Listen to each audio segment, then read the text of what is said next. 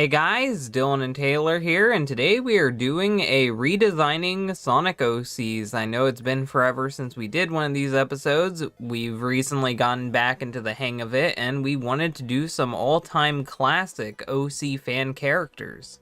Today's character is Wechnia. Now, for those of you guys who don't know what Wechnia is, let me give you a brief history. Wechnia is from a game called Knuckles Chaotix. Knuckles Chaotix is a game released in the 90s for the Sega 32X. That's probably why you've never played it and why you've never heard of it. Originally, in older versions of the game and all the way back to the prototype, Sonic and Tails were playable characters. Well, Sonic ended up getting recycled into Mighty the Armadillo, and that didn't cause any issues. But instead of recycling Tails, they just decided to dummy him out. And when you try to load him back into the game, he appears as a line of stars. When you load in that line of stars, a white Echidna loads in. And that white Echidna can still fly around like Tails, but he's glitchy and isn't really stable and might cause your game to crash. So the fans, being who they are, and the fact that it was the 90s when there wasn't a billion Sonic characters, decided that this is an original character and his name is Wechnia, which just means white Echidna. And we decided to redesign Wechnia. That's such a weird thing to call him. It's just the Sonic fans in the 90s being who they are. So our main inspiration for the design is infinite. The floating is infinite, and the reason why we included floating is because of Tails. Like, you could spam the button and still fly like Tails. The quills hanging down, we just thought it would look cool, like how Infinite's hair kind of curls. The tribal tats were inspired by the ancient echidnas that we see in Sonic Adventure, because you really like Sonic Adventure. Yeah, I do. And the logo on his chest is kind of an inverse of Knuckles, because I thought it would be cool to have like an anti-Knuckles in a way. And we decided to give him purple eyes because modern characters have colored eyes, and some variants of the glitch had glitchy colored eyes. So we thought that that would look good. A lot of people, when they do this character, they like to get rid of the red eyes. Like, they either make it glasses or just try to dummy it out entirely from the design. But when we redesign characters, we try to keep everything. He had random splotches of red, so we worked it into tribal tats and little things to wrap around his quills. He had random splotches of red on his face, so we worked into that. We didn't work in the random splotches of yellow, because I felt like he already had too many colors, and it was enough. Well, yeah. What we had was enough. Being a palette glitch, there's gonna be tons of random colors everywhere. But yeah, I just really didn't feel like the yellows were needed, and I didn't feel like they vibed well with him.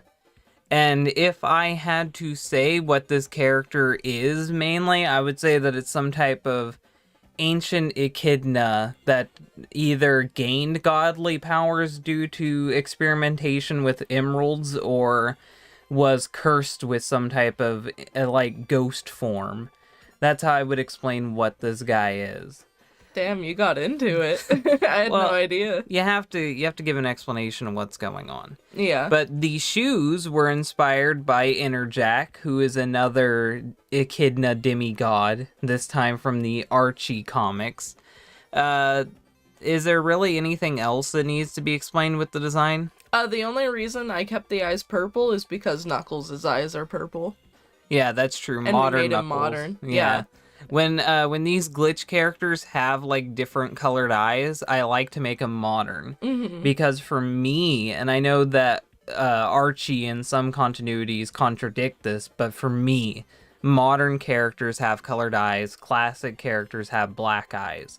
Right. That's the art style differentiation between the two. So when I see a character with colored eyes, I immediately think that. And the reason why we didn't make him a .exe is because I feel like that's a little bit of a cop-out. It is. Like, .exe itself is a fan creation, and I don't like mixing fan creations when adapting one. Mm-hmm. Because with me, Wechnia should look like an official character. Because to some people, he is an official character. To some people, Ashura is an official character. Mm-hmm. So I want to try to get them looking as official as we could. And usually with these, we like to look at fan art and stuff of the character. But with him, there was not really too many designs that weren't over the top. Yeah. And the reason why we made his gloves torn and have black fingers is because there are different variations of the glitch.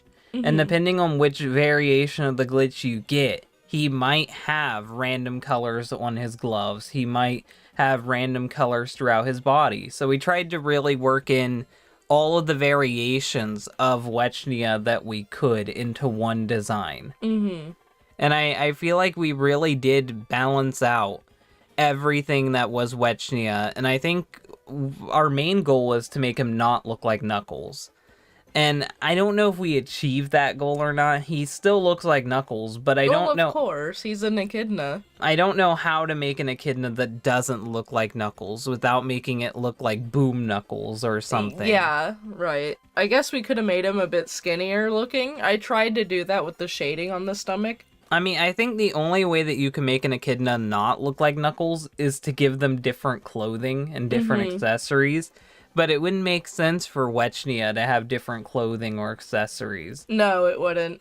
And I know that's what other people have done, because with Dr. Starline, who was also inspired by Wechnia, he was turned into a platypus and was given a bunch of different accessories. And Dr. Fentavis, or Fentavis, whatever people want to call him, he has a bunch of accessories, and I think he has way too many accessories. He does. He has like fucking 3 rings on each arm and like a weird fucking crown thing on his forehead and fucking stripes and zigzags all throughout his design. These are all characters who are inspired by the same glitch.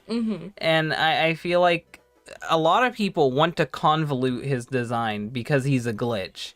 And I don't feel like it needs to be, and I don't feel like it needs to be at a meta level where he's glitching or like transparent or something. I think you can work the idea of it being a glitch into the canon without having to resort to it's a video game lol. Definitely. And I really feel like that's what we've done here. We made someone that feels like he could exist in the real Sonic lore. Like this character could pop up and you would believe it. Exactly.